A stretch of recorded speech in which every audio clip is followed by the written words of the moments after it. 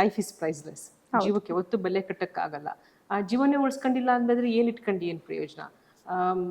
ಇದು ಒಂದು ಎಕ್ಸ್ಪೆನ್ಸಿವ್ ಅಂತ ಹೇಳಿದ್ರೆ, ಈಗ ನೀವೊಂದು ದೊಡ್ಡ ಆಸ್ಪತ್ರೆಗೆ ಹೋದ್ರೆ ಅಲ್ಲಿ ಒಂದು ವಾರದ ಬಿಲ್ಲಲ್ಲಿ 10% 20% ಅಲ್ಲಿ ಏರ್ ಆಂಬ್ಯುಲೆನ್ಸ್ ಮುಗಿಯುತ್ತೆ. ಅಷ್ಟೊಂದು ಎಲ್ಲ ಅನ್ಕೊಂಡಂಗೆ ಎಕ್ಸ್ಪೆನ್ಸಿವ್ ಅಲ್ಲ. ಬಟ್ ಇದನ್ನೇ ಒಂದು ಗೌರ್ಮೆಂಟ್ ಸಪೋರ್ಟ್ ಮಾಡಿದ್ರೆ, ಗೌರ್ಮೆಂಟ್ ಬಜೆಟ್ ಅಲ್ಲಿ ಇದೇನು ಇಲ್ಲ. ಒಂದು health care budget is one of the largest budget. ಅದರಲ್ಲಿ ಈಗ ಮಧ್ಯಪ್ರದೇಶದಲ್ಲಿ ಒಂದು PM ಶ್ರೀ ಏರ್ ಆಂಬ್ಯುಲೆನ್ಸ್ ಸೇವಾ ಅಂತ ಒಂದು ಪ್ರಾಜೆಕ್ಟ್ ಮಾಡ್ತಾ ಇದೀವಿ. ಅದ್ರ ಕೆಳಗಡೆ ಆಯುಷ್ಮಾನ್ ಭಾರತ್ ಕಾರ್ಡ್ ಇರೋರು ಎಲ್ಲರಿಗೂ ಫ್ರೀ ಇದು.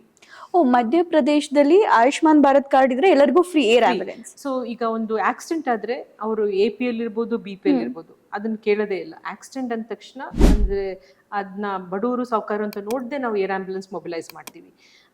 ಆದ್ರೆ ಈ ಮೆಡಿಕಲ್ ಎಮರ್ಜೆನ್ಸಿ ಇದ್ರೆ, ಆಕ್ಸಿಡೆಂಟ್ ಅಲ್ಲದೆ ಬೇರೆ ತರ ಹಾರ್ಟ್ ಅಟ್ಯಾಕ್ ಇರ್ಬೋದು, ಅಥವಾ ಮಗು ರಕ್ತಸ್ರಾವ ಆಗ್ತಿರೋ ತಾಯಿ ಇರ್ಬೋದು, ಅಥವಾ ಒಂದು ಮಗುಗೆ ಹಾರ್ಟ್ ಡಿಸೀಸ್ ಇರ್ಬೋದು, ಅಂಥದ್ರಲ್ಲಿ ಫಸ್ಟ್ ಒಂದೇ ಕ್ವೆಶನ್ ಕೇಳೋದು, ನಿಮ್ಮ ಹತ್ರ ಆಯುಷ್ಮಾನ್ ಭಾರತ್ ಕಾರ್ಡ್ ಇದೆಯಾ ಅಂತ.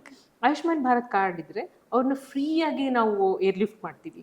ಅಲ್ಲಿ ಕಾರಲ್ಲೇ ಕೂತ್ಕೊಳ್ಳದೆ ಇರೋಂಥ ರೈತರುಗಳು ಈಗ ಹೆಲಿಕಾಪ್ಟರ್ ಅಲ್ಲಿ, ಪ್ಲೇನ್ ಅಲ್ಲಿ ಹಾರಿಸ್ತಾ ಇದೀವಿ.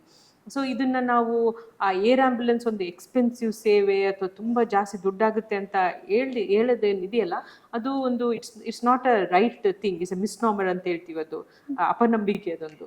So this is a very nominal service. ಇದು ಪ್ರತಿಯೊಬ್ಬರಿಗೂ ಭಾರತದಲ್ಲಿ ಯಾವುದೇ ಪ್ರಜೆ ಇರಬೇಕು, it should be available for everyone, because health is a fundamental right. Exactly.